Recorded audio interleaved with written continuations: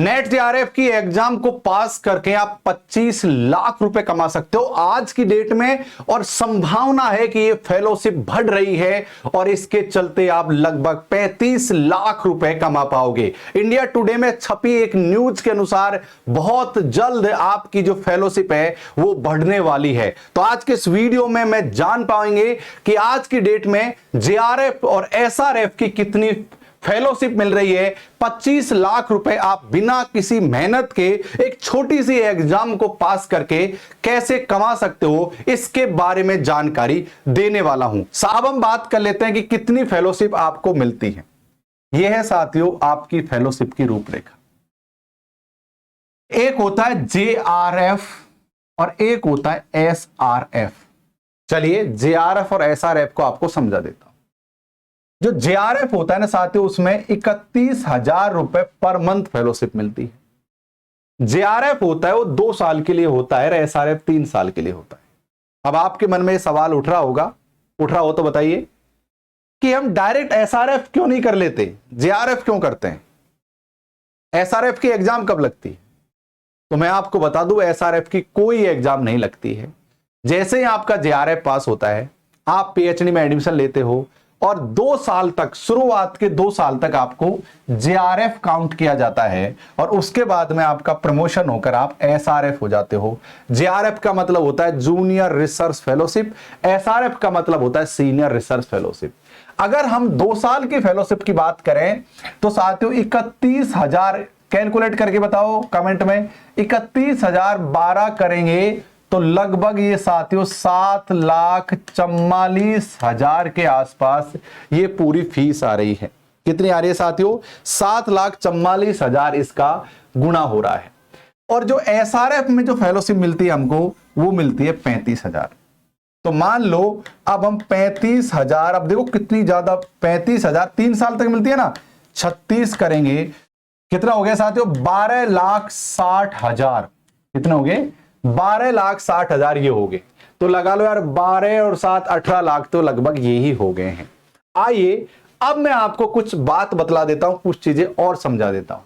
एक होता है साथियों कंटीजेंसी। अब कंटीजेंसी क्या होता है?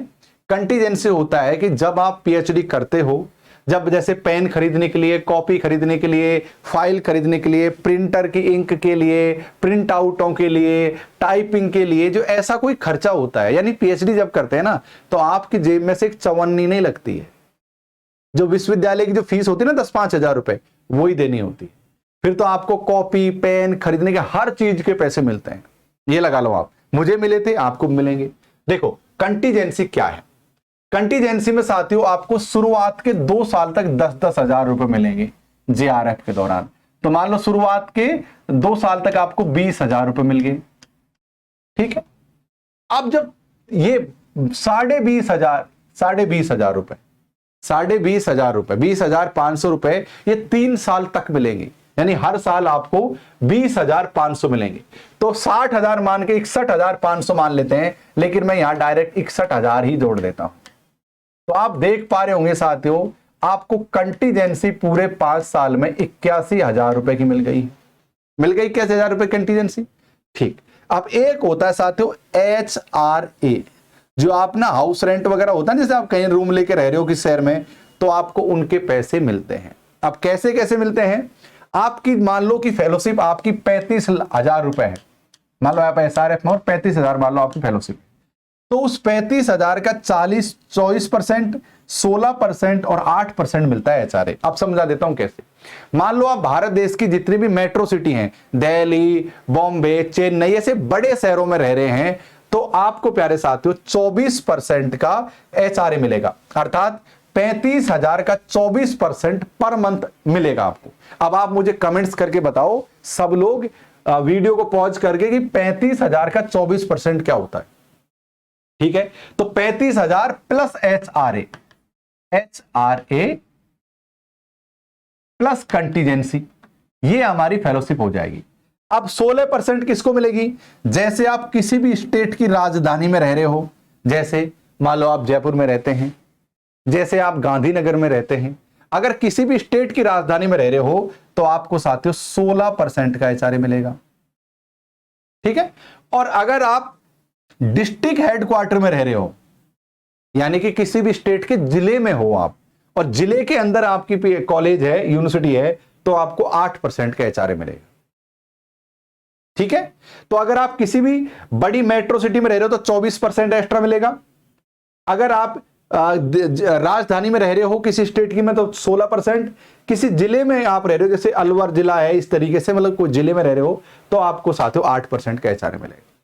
तो आप काउंट कर लीजिए साथियों, ऐसे करके लगभग जो फीस है साथियों, जो फेलोशिप है, वो लगभग आपकी 25 लाख रुपए मिलेगी। अब टाइम्स ऑफ इंडिया में क्या छपा है उसके बारे में मैं बात कर लूंगा। देखो, मैंने जब एडमिशन लिया था पीएचडी में, तब मेरी फीस थी, मेरी जो फेलोशिप थी 25,000 रुपए, और एसआरएफ की फेलोशिप थी 28,000 रुपए। लेकिन साथियों 1 जनवरी 2019 को फेलोशिप इंक्रीज कर दी गई थी। हाँ, जब मैंने एडमिशन लिया था ये मिल रही थी, जब मैं कंप्लीट कर रहा था जब ये मिल रही थी मुझे, तो उस समय 25,000 को 6,000 और जोड़ दिए। इसमें कितने जोड़ दिए? 6,000 फेलोशिप और बढ़ा दी, और 28,000 में साथियों 7,000 फेलोशिप बढ़ा दी, और इंक्रीज कर दी आपकी फेलोशिप को। अब यही बात अब सुनने में आ रही है टाइम्स ऑफ इंडिया के अनुसार कि आपको साथियों 20% जो फेलोशिप है, संभावना व्यक्त की जा रही है कि आपकी हाइक हो जाएगी।